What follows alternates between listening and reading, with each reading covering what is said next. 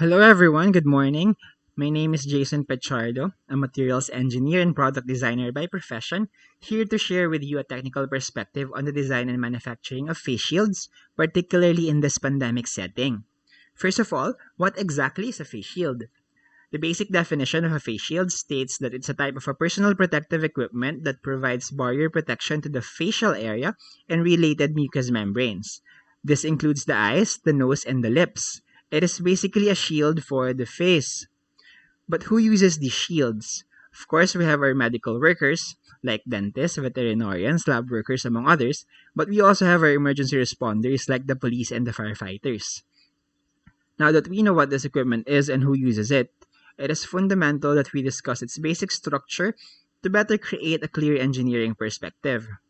A typical face shield has three basic parts. The visor, also known as the lenses or windows, displayed here as a transparent component with the primary function of repelling any chemical or potentially infectious splashes away from the face.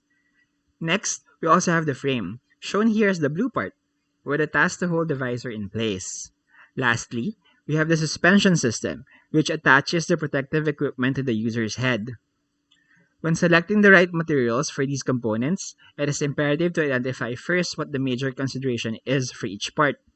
For the visor, granted that it will block the eyes from the surroundings, optical clarity and transparency are of primary concern. Thus, acetate has been the most widely used material courtesy of its excellent clarity. The frame, on the other hand, requires a certain level of rigidity yet retaining a lightweight quality. After all, a heavy frame would hinder the healthcare worker and emergency responder from moving around with ease. Typical frames are made of lightweight thermoplastic polymers for better manufacturability to custom shapes. Next, the suspension system has the same considerations as with the frame, with the addition of comfort. Typical designs for public use involve an eyeglass-like temple bars for suspension. After selecting the material, the next step is the fabrication. The step is dependent on a number of different factors, but probably the most important ones are the rate of production and the cost of production.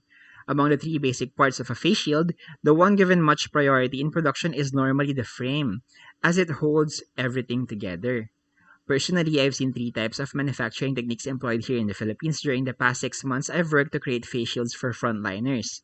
These are 3D printing, laser cutting, and injection molding. At first, we tried 3D printing the frames, which proved to be a bit slow than what we desired. A basic frame would take about 2 hours to complete, and that's pretty slow considering the urgency and the volume of the demand. So we resorted to laser cutting them instead, which proved to be significantly faster, at the cost of creating lots of wastes, which definitely increased the cost of production. Lastly, we joined the DOST MIRDC initiative on injection molding the frame, which combined the best of both worlds. It has a fast rate of production without being wasteful, resulting to low production cost. The only problem here is that it requires a mold which can be quite costly. In summary, there are three types of fabrication techniques utilized for frame production. The first one is additive, like 3D printing, which produces less waste but is slow. The second is subtractive, like laser cutting, which is fast but wasteful. And last is molding or casting, which is fast and cheap but requires a mold. The majority of eye and face protection currently used in the US is designed, tested, and manufactured in accordance with the American National Standard Institute Z871-2015. This identifies face shields as being designed to protect from impact, optical radiation, droplets, splash, as well as dust and fine particles. However, it does not cover blood-borne pathogens, X-rays, high-energy particulate radiation, microwaves, lasers, radio frequency, among others.